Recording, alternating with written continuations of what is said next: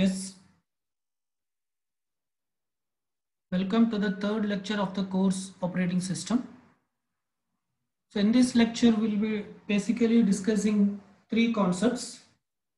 The first thing we'll be discussing is the storage structure in a computer system. And then we'll be discussing about cache memory. And then we'll be discussing about a concept called direct memory access. Okay. So we'll start with storage structures.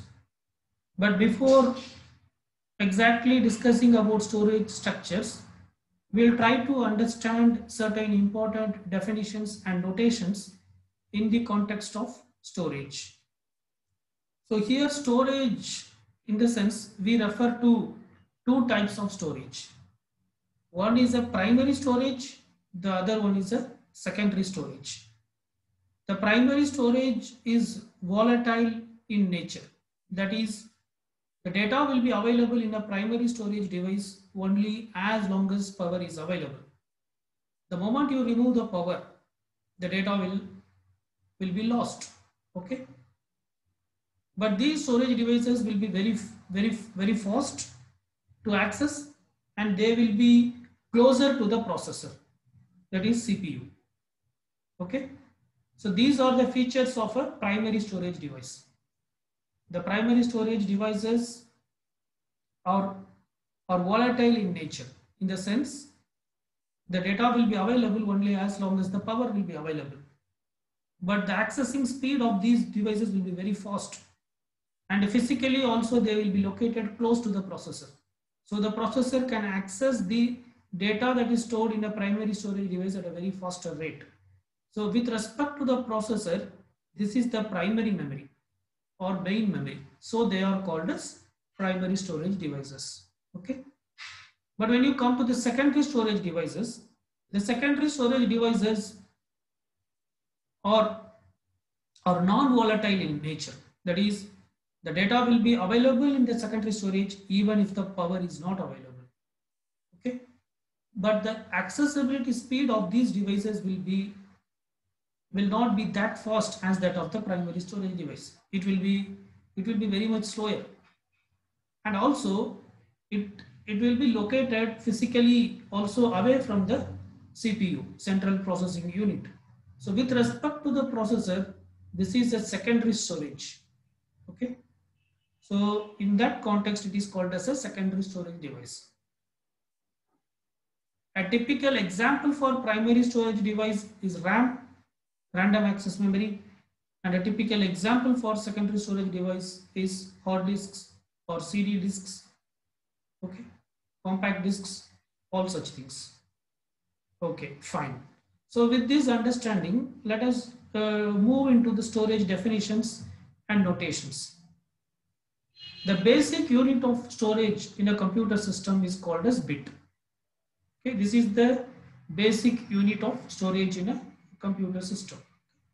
A bit can hold two possible values. Either it can be 1 or it can be 0. So 1 represents something is on and 0 represents something is off. And a collection of 8 bits is called as byte. A collection of 8 bits is called as a byte. And a collection of 1024 bits is called as 1 kilobyte. And 1024 kilobytes is called as 1 megabyte. And 1024 megabytes is called as 1. And 1024 gigabyte is called as 1 terabyte. And 1024 terabyte is called as 1 petabyte. It goes on like this. There is no stop in this. Okay, it goes on like this. So technically or academically, we say that 1024 byte is 1 kilobyte, 1024 kilobyte is 1 megabyte, and 1024 megabyte is 1 gigabyte, like that. But in commercial aspect, this 1024 is rounded off to 1000.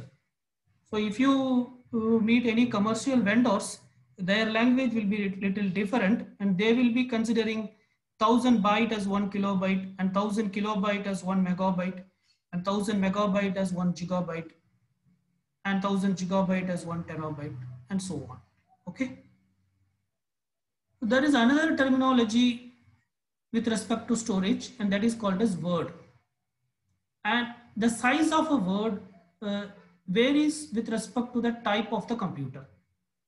If the computer uses a 64-bit register and if it uses 64-bit memory addressing scheme, then the word size of the computer is called as then it is called as a 64-bit word computer. Okay. If the computer uses 64-bit registers and 64-bit for memory addressing, then such a computer is said to be a 64-bit computer. Okay.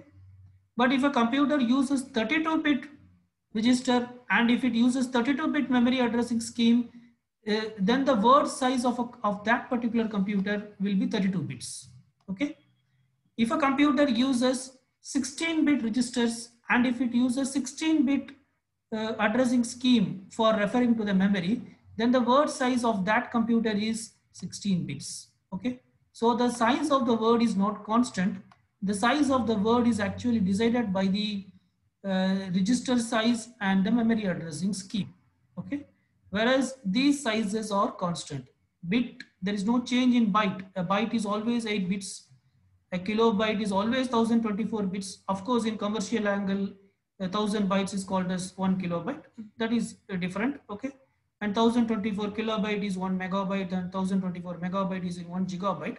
But that is not the case with word. In some computer, the word size may be 32-bit. It means it uses 32-bit registers and it uses 32-bit addressing to refer to memory. In some other computer, the word size may be 64-bit. It means it uses 64-bit registers and it uses 64-bit addressing scheme to refer to memory. Okay. So this is what word means, right? So having understood these basic definitions and notations with respect to storage, now let us go to the storage structure. So let us try to understand the storage structure with this particular diagram. Okay. So this is the storage hierarchy. This is the storage hierarchy. At the bottom, you can see we have magnetic tapes. This is one type of storage. Okay. And then you have optical disk. So optical disks include CDs, DVDs, okay, compact disks, DVDs, all these things. And then we have hard disks. And then we have solid state disks. So all these up to solid state, from solid state disk to magnetic disk, all these are secondary storage devices. Okay. So what is a secondary storage device? They are non-volatile. Okay. So I will call as NV. They are non-volatile. That is, the data that is stored in these devices are permanent. The data stored in these devices will not be removed when the power is not available. Okay. But comparatively, they are the accessing speed of these devices were slow when compared to the primary storage device. Okay. And the cost, the unit cost of these devices are also comparatively cheap when compared with the primary storage device. Okay. So these are the core features of a secondary storage device. Okay. After solid state disks, what you have is a main memory. So main memory refers to RAM, random access memory. And then we have cache memory, CACHE, cache memory. So what is cache memory? All this we'll discuss later. So as of now, you can understand that a cache memory is a high speed memory. A cache memory is a high speed memory which is placed in between processor and main memory. So you can assume that processor is there and then main memory is there. Somewhere in between these two, there will be another high speed memory, and that high speed memory is called as cache memory. Okay. Actually, there are two types of cache memory. One is an internal cache, the other one is an external cache. This internal cache will be placed inside the processor itself, and the external cache memory will be placed outside the processor in between the main memory and the central processing unit. And then we have registers. Registers are special memory locations which are inside the processor, inside the central processing unit.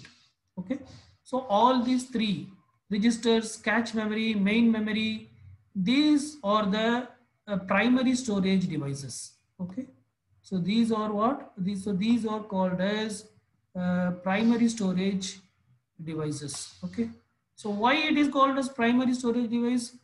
Because when any data, if CPU wants any data, first it will check register, it will check the registers. If the data is not available in the registers, then it will check cache memory. If still the data is not available, then it will check the main memory. So with respect to the processor, these are the primary memory. Okay, so it is called as primary storage device, and these are volatile in nature. That is, the data will be available in these devices as long as power is available. If the power is removed from this device, then the data will also will get lost. Okay, and these are high speed devices.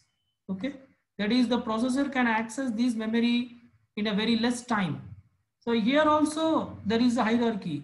The registers, or the processor can access the register very fastly than it access the cache memory. Similarly, the processor can access cache memory relatively at a higher speed than it accesses the main memory. Okay, so not only with respect to devices, not only with respect to the distance, but also the type of material with which they are formed.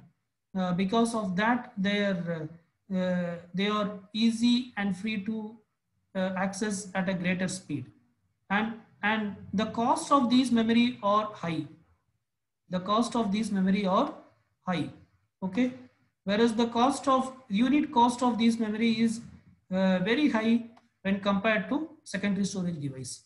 Here also, if you see, the cost of main memory, the unit cost of main memory will be comparatively lesser than the unit cost of cache memory, and the unit cost of cache memory will be comparatively lesser than the unit cost of registers. Okay, as the cost is less, the size of these memory also will, sorry, as the cost is more, the size of these memory will also be less. Okay, because a typical user cannot afford for a huge size of register by paying lot of money. Okay, so the size of these memory will be small as it is high cost. Okay, so the point I uh, want you to understand in the sense, there are three things which you should be clear. One is speed, cost, and volatility. Okay, so volatile in the sense they are temporary. That is, the memory, the data will be available in the memory as long as the power is available. Non-volatile in the sense the data will be available irrespective of whether the power is available or not. Okay, so if you see, the speed of these devices increase in this direction. Okay, so speed increases in this direction. Okay, so the magnetic disks are the slowest devices, and then comes optical disk, which is comparatively faster than magnetic tapes, and then hard disks. Hard disks are faster than optical disk, and then solid state disk. Solid state disks are more faster than hard disk. So I would like to spend some time in solid state disk. So what is a solid state disk? So solid state disks are specific, are flash disks. Okay, so they are made up of flash memory, whereas hard disk is made up of magnetic material.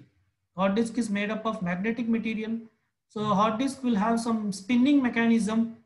So basically it contains several cylinders. Hard disk contains several cylinders, and there will be a head, and these cylinders will be rotating, and the head will be moving back and forth, and the cylinder will be divided into several tracks and sectors, and this is how the data is accessed from the hard disk.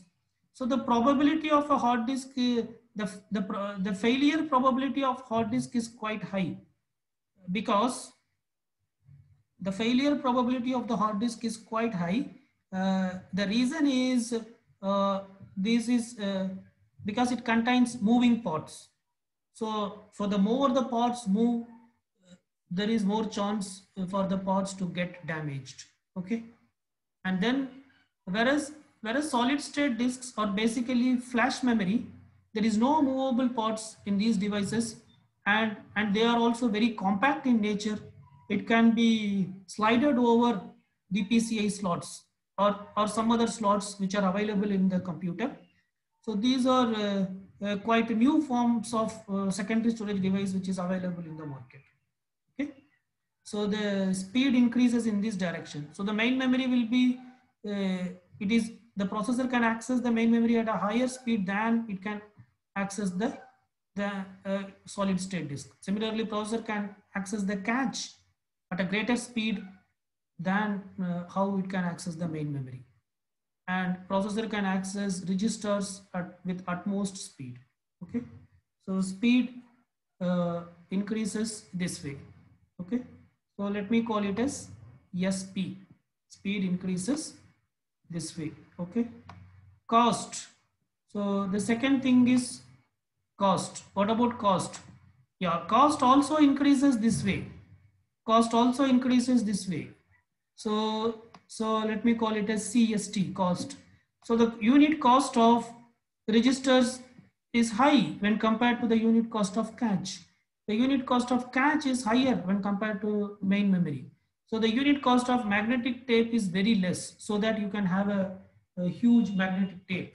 Okay, a typical user normally will not have a magnetic tapes, but normally in industries there will be magnetic tape for storing backup contents. Okay, so optical discs or what you call, or the cost is also, its cost is also less. Okay, but the unit cost of optical disc is higher, comparatively higher than magnetic tapes. Okay, and the unit cost of hard disk is comparatively higher than optical disk. Okay, so the cost also increases this way. So as you go up the hierarchy, the cost keeps increasing. As the cost keeps increasing, you cannot afford to have a huge memory. So that is the reason the size is decreasing. Okay, and then comes volatility. Okay, so which is more volatile and which is less volatile. Again volatility also goes in this direction. Okay, so if you, so this is, so magnetic tapes are less volatile, whereas registers are highly volatile. All these three are basically volatile. Okay, these three are volatile, that is registers, cache and main memory. That is, the content will be available only as long as the power is available. Whereas solid state, hard disks, optical disk and magnetic tapes, these are non-volatile. That is, the content will be available irrespective of the, what you call, the power is available or not.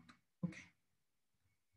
So with these three parameters, we can, I think, understand the nature of these devices. Okay. So I can draw another line in this direction with respect to the size. So size of the devices. So size of the devices typically increases this way. Okay. So if you see, so the size of the registers is very small, whereas the size of the magnetic tape is very high. Okay. So that is the basic understanding about storage device hierarchy. Fine. So this is the overview of it. I hope you have understood. So now let us discuss about cache memory. What is a cache memory? As I have already told you, cache memory is a high-speed memory. Cache memory is a high-speed memory which is placed in between processor, that is central processing unit, and the main memory. Okay. So when the CPU wants some data, if the CPU wants some data, first it will check whether the data is available in the register or not. Okay, if the data is available in the register, the CPU will take the data from the register and it will use that data, right? That's it. nothing else. If the data is not available in the register, then what the CPU will do in the sense, the CPU will check whether the data is available in the cache memory or not. If the data is available in the cache memory, then it will take. Otherwise, it will go and check the main memory, whether the data is available in the main memory or not. If the data is available in the main memory, it will use it. The data is not available in the main memory, then it will check uh, either the solid state disk or the hard disk, depending on the nature of your computer. If your computer uses solid state disk, then it will check the solid state disk. Otherwise, it will check the hard disk, whether the data is here or not. If it is here, if it is there in any one of the device, it will use. Otherwise, it won't. Otherwise, it means it will go and take the if the data is in the main memory, the processor will take the data. Otherwise, it has to retrieve the data from the hard disk. Okay, so this is how data is accessed from the storage devices, right? So now let us see. Assume that the computer is trying to load some program from hard disk. Okay, so let us assume my computer has a hard disk. So the computer loads that program from hard disk to main memory. Okay, it keeps the program in the main memory, right? Let us assume the size of the program is 1 GB. Okay, the size of the program it is loading is 1 GB. Okay, fine. But let us also assume that my memory capacity, the RAM capacity is also 1 GB. My system RAM capacity is also 1 GB. That is, it cannot hold more than 1 GB of data. As you already know, some part of memory will be used for storing some operating system related things, some interrupt service routine. So even though you have 1 GB memory space, the CPU cannot give the entire 1 GB memory space for some program.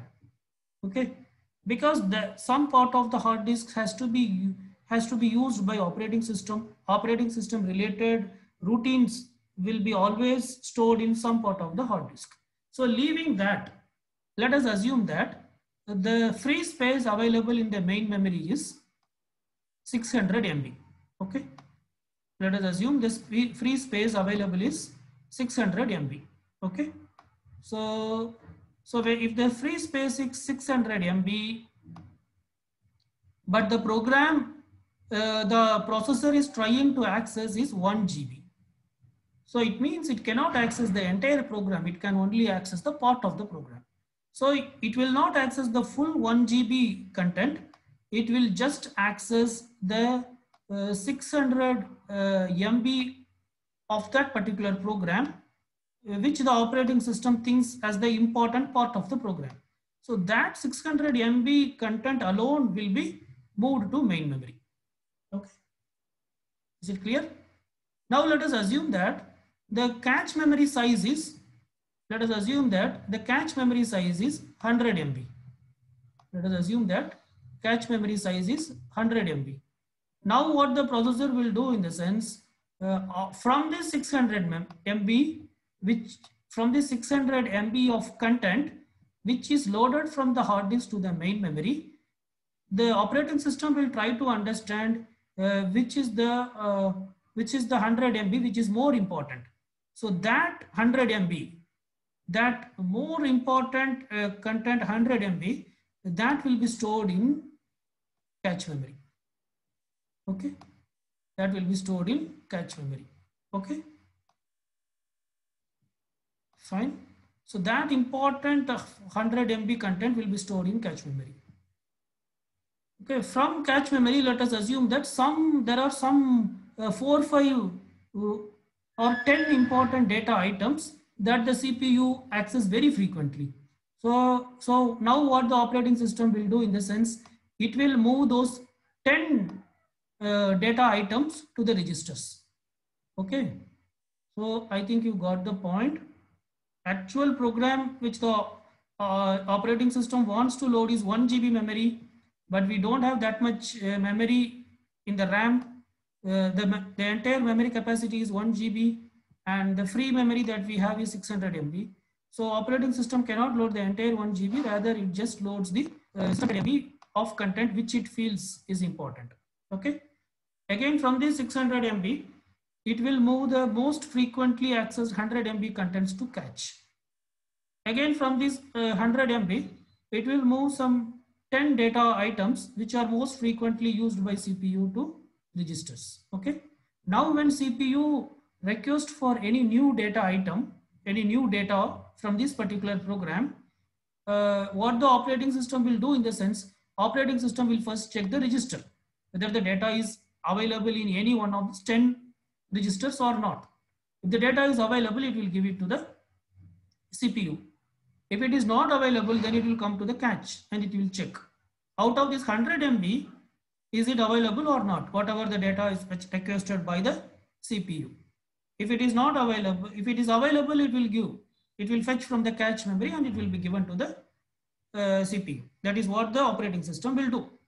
If it is not available in the cache memory, then the operating system will go and check in the main memory. Out of this 600 memory, is the data item that is requested by the CPU is available somewhere in the 600 MB of content or not. If it is available, then it will fetch that particular content and it will give to the CPU. If it is not available, then it means that it is not in the main memory, rather it is in the hard disk. Because from hard disk we moved only 600 MB, there is another 400 MB. Okay, so it will go back and check the hard disk and it will identify from which part of the 400 MB it is available. Okay, are you getting? So say somewhere some part of the say somewhere it is available in that 400 MB at some part, say from at location 201 MB it is available. Then that particular data it will fetch and it will keep it in the main memory.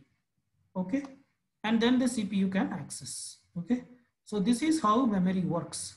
So in this context, what you can see in the sense, even though we define cache memory as, how we define cache memory is a high speed memory. Cache memory is a high speed memory which is placed in between main memory and the CPU. Okay, cache memory is a high speed memory which is placed in between main memory and the central processing unit. Okay, but you can also say that main memory is a cache memory with respect to hard disk and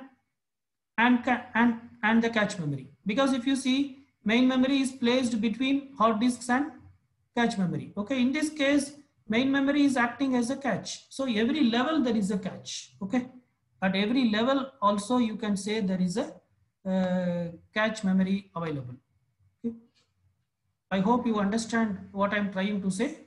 So the general definition of cache memory is a high speed memory that is placed in between the main memory and the CPU, but still you can say that main memory is a cache memory with respect to the hard disk. Okay, cache memory is a cache memory with respect to main memory. The actual cache memory is a cache memory with respect to main memory and CPU. Okay, with respect to hard disk and the cache memory, main memory is a cache memory. Okay, so that is what I'm trying to say. Okay? So this is how the storage hierarchy works in a typical computer. I guess you have understood. Okay, so whatever we have discussed, that is what is being explained in this slide. So when any data is required, first the computer or the CPU will look into the it will first look into the faster storage device. Okay, and if the data is not available in the faster storage device, then it will go to the next level of slower storage device to check whether it is available or not. So first the fastest storage device is register. So the CPU will first check register whether the data is available or not. If it is available in the register, it will take and use. If it is not available, then it will go and check the cache memory. If it is not available in the cache memory, then it will go to the main memory. If it is available in the main memory, it will take and use. Otherwise, it will go to the secondary storage device. Okay. So this is how the data or get accessed in a from a storage from storage devices. Okay.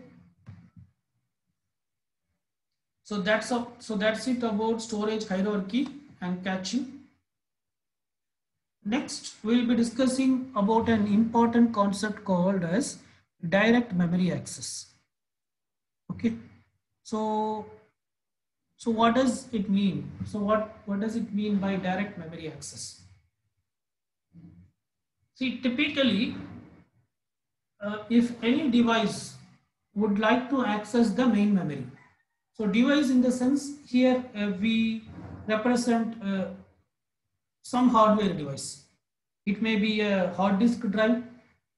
Okay, I mean the hard disk drive in the sense hard disk drive controller. It may be a hard disk drive controller. It may be a graphics adapter. It may be a network adapter. Okay, if any of these devices wanted to access the main memory, they cannot access directly. They will get it accessed through the processor. They will get it accessed through the processor. So first they will create an interrupt to the processor. That is, they will send this particular device will send a signal to the processor that we want to access main memory to read this much amount of data or to write this much amount of data. Like that, they will place a request. Okay. Then the CPU will, then actually that particular job will be done by the CPU. Okay. So this is how a typical memory accessing works. So you can see this diagram. So this part, so this particular part, this is nothing but CPU. So this is your CPU, central processing unit, and this is a device, hardware device. It can be a hard disk controller, which I am calling it as HDC, or it can be a graphics controller or graphics adapter. Okay, or it can be a network interface card or network controller, NC. Okay, so it can be any device. Okay, if any of these device want to access the main memory, so this is the main memory, RAM.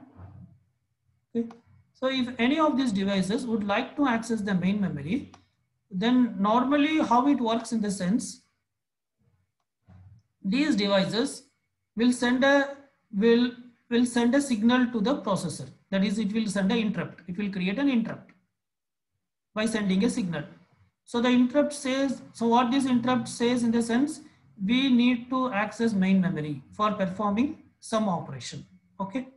So let us say that this is a graphics adapter and it wants to write something to main memory. It wants to write something to main memory. Then after creating the interrupt, then what it will do in the sense, so the processor, so you know, whenever there is an interrupt, the interrupt service routine will execute so that the job will be completed. Okay, that is what we discussed in the last class.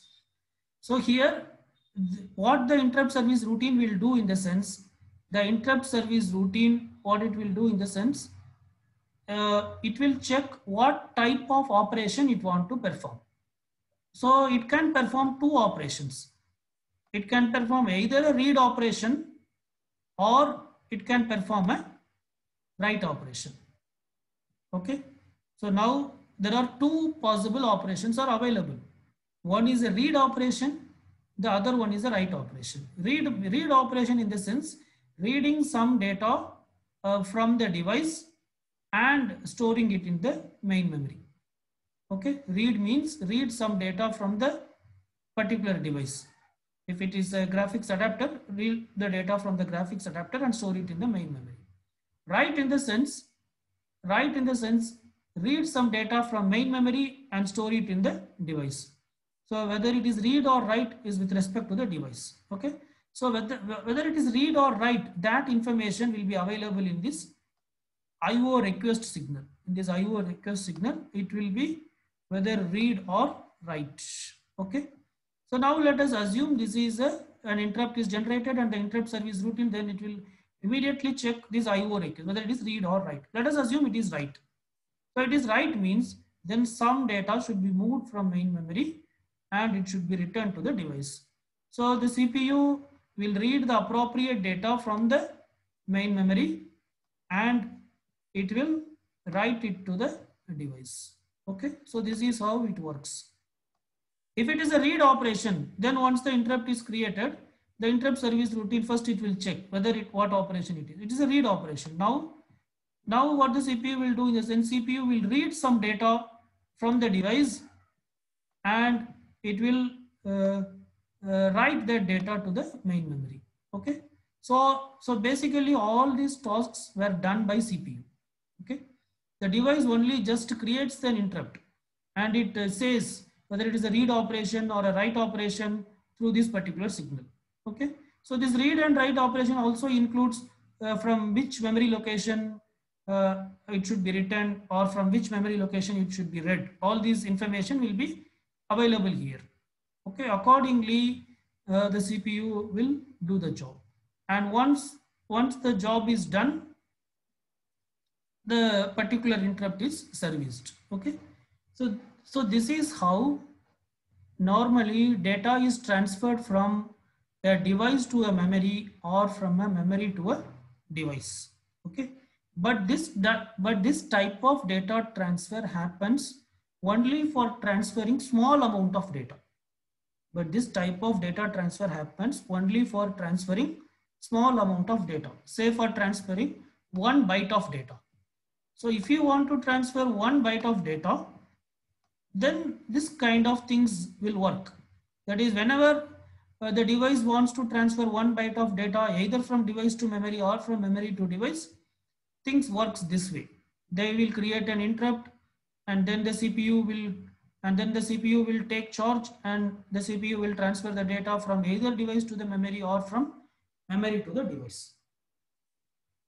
But say that you want to perform, the device want to perform block transfer.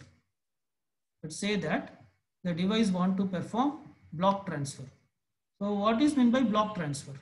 So block transfer in the sense, it want to perform a block of data. A block is nothing but a collection of bytes.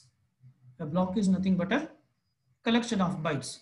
So the size of the block varies. It depends. Okay, so let us assume that one block is equal to, let us assume that one block, I'll call it BLCK.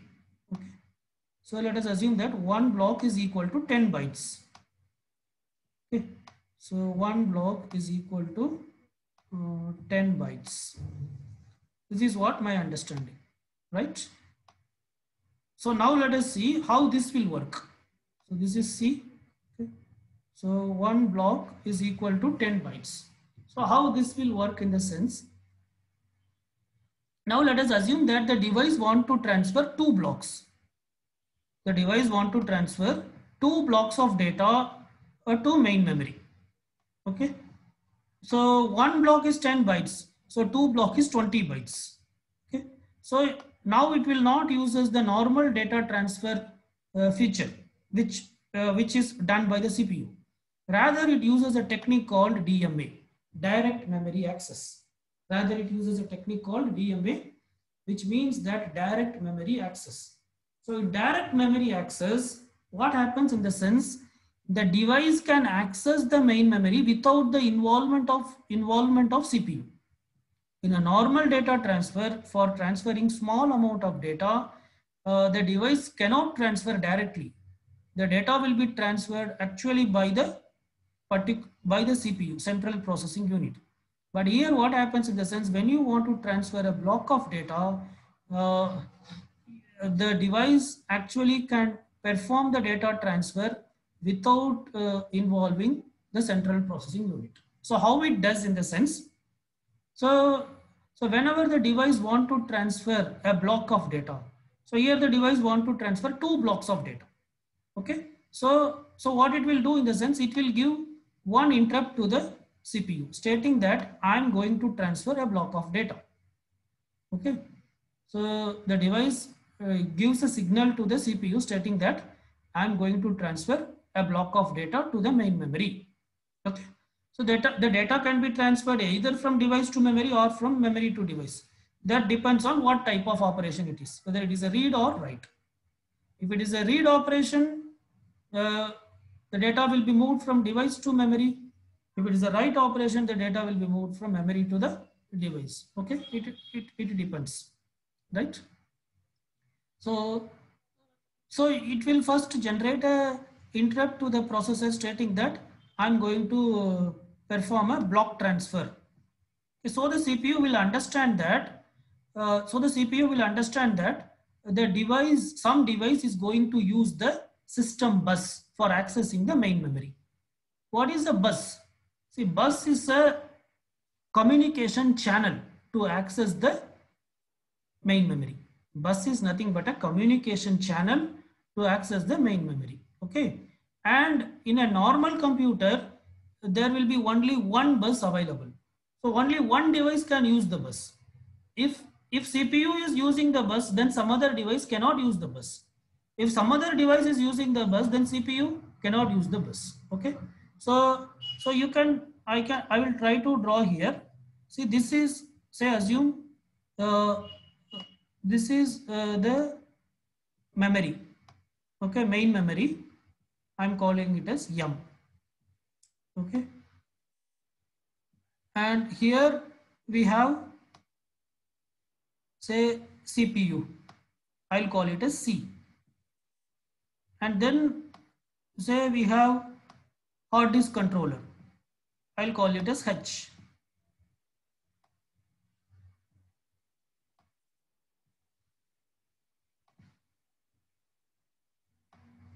Okay.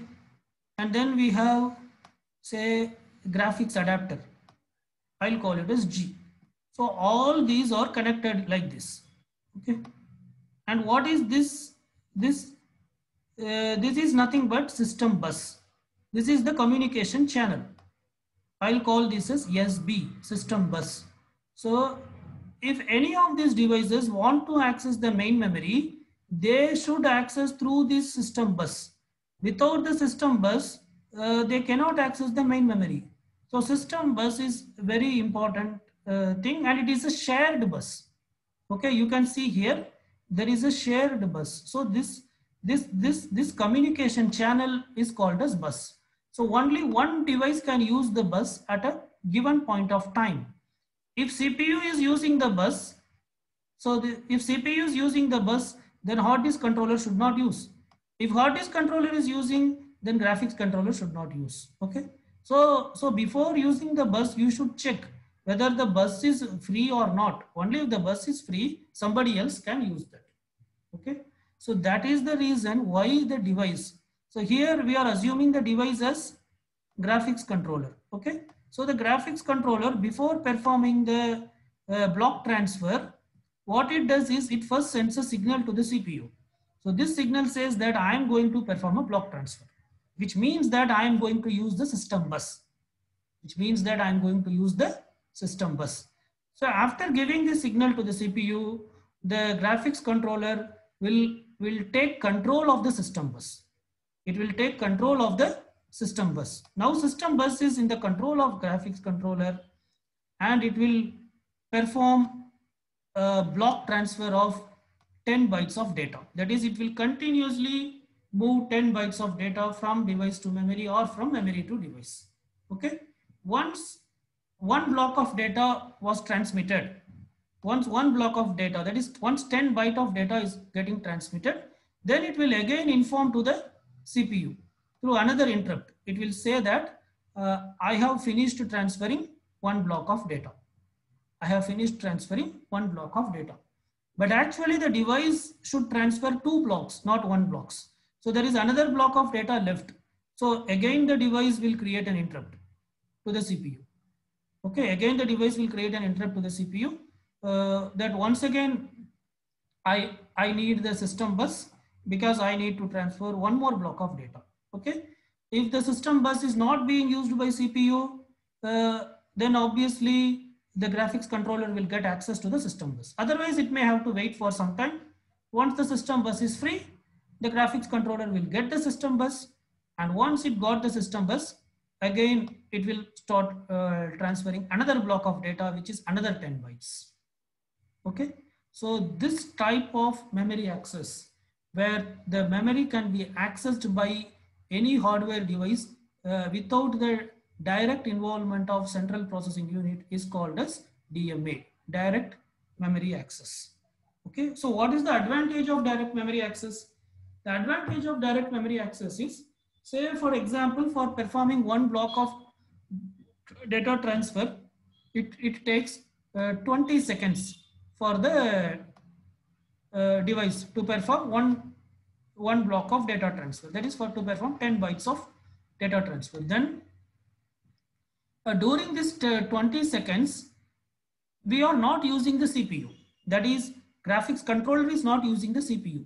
So it means that CPU can be used for some other computation. So it means that CPU can be used for some other computation. Okay. So we are not holding on the CPU. So that is the advantage. Okay.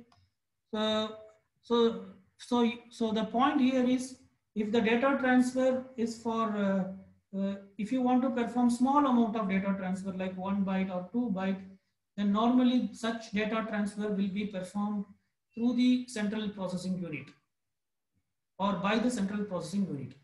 But when any device want to perform bulk data transfer, then a typical modern computer uses a technique called direct memory access, by which the device can transfer a block of data to the main memory directly without the involvement of CPU. Okay, for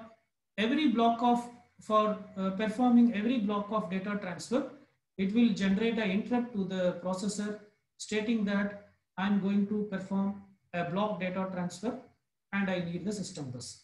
If the system bus is free, it will take the system bus and it will perform the data transfer of one block of data, and once that is done, it will again give a signal to the CPU that I have done with one block of data transfer. Okay, so this is how it works.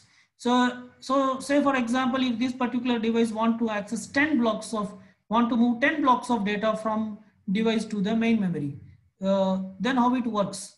Then 10 times it has to create an interrupt to the CPU. Okay, that is, first time it will create an interrupt and will transfer one block of data, and then it will say I have completed one block. Then second time it will create an interrupt and it will transfer another block of data. Then it will say I have completed that. Like that, it will proceed. Okay, so this type of methodology or accessing memory is called as direct memory access. Okay, so fine, let us stop here. Let us stop today's session with this. So to summarize what we have discussed in the sense, so we have discussed about the storage hierarchy. Okay, so before that we have discussed about certain terminology with respect to storage. So a basic unit of storage in a computer is called as a bit, and a bit can hold a value either 1 or 0. 1 represents on and 0 represents off, and 1024 and 8 bits forms 1 byte, and 1024 byte forms 1 kilobyte. 1024 kilobyte is 1 megabyte. 1024 megabyte is 1 gigabyte. 1024 gigabyte is 1 terabyte. It goes on. Okay, so academically we use the term as 1024 byte is 1 kilobyte, or 1024 kilobyte is 1 megabyte. But in commercial context, the 24 is ignored. In commercial angle, 1000 byte is called as 1 kilobyte, and 1000 kilobyte is called as 1 megabyte, and 1000 megabyte is called as 1 gigabyte. It goes that way.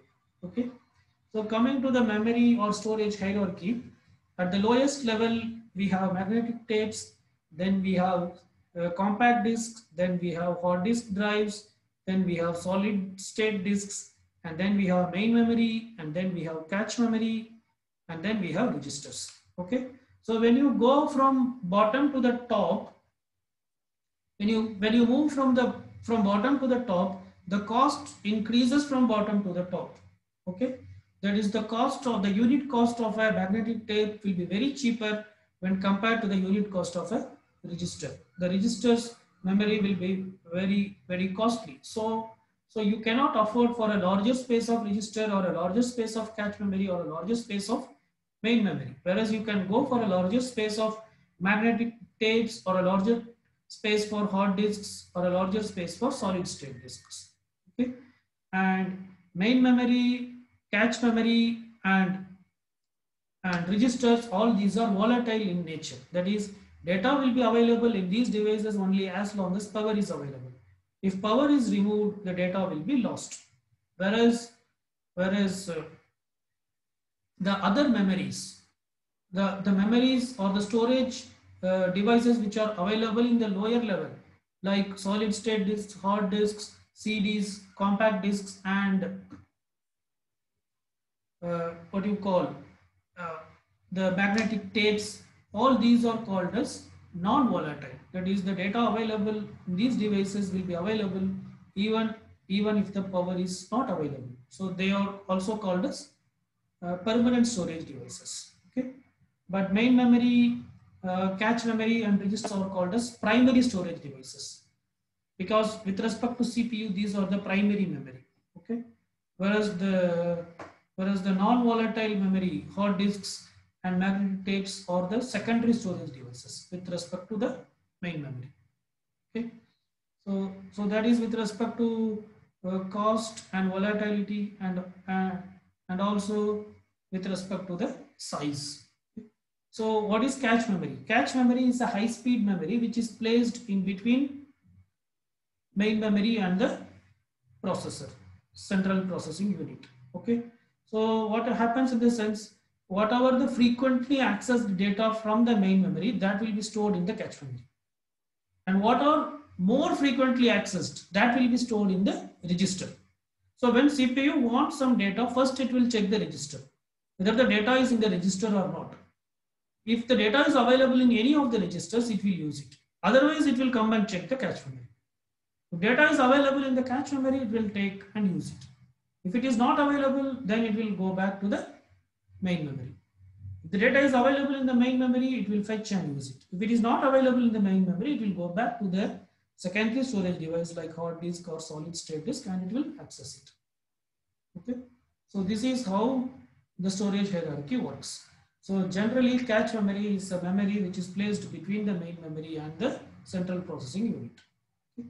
But you can also say that main memory itself has a cache memory when you consider the context of hard disks and cache memory. Okay, for cache memory and hard disk, main memory is a cache. Okay, so you can have several levels of cache. So there are like two levels of cache 1, cache 2 available in some of the computers, where level 1 cache 1 memory will be available within the CPU. Cache 2, level 2 cache will be available outside the CPU. Okay. And then at last we have discussed about direct memory access.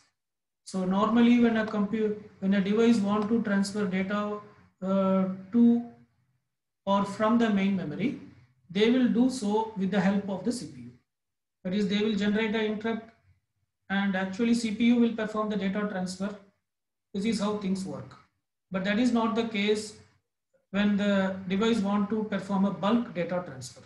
So if a device want to perform 2 blocks of data, so the size of a block may vary with respect to the type of the computer organization. So here we assume that one block is equal to 10 bytes. So in that case, for every 1 byte, it will not use the CPU. Rather, for transferring one block, it will just give a signal to the CPU, and it will directly access the memory, and it will move the content either from device to memory or from memory to device.